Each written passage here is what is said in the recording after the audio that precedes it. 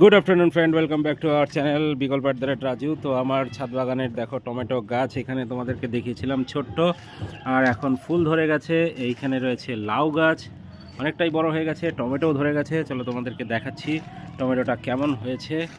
এই দেখো টমেটো গাছ, প্রত্যেকটা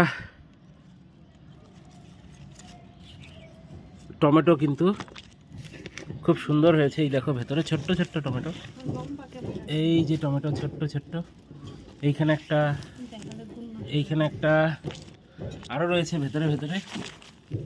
এইখানে কয়েকদিনের মধ্যে এগুলো বড় হয়ে যাবে, পেকেও যাবে।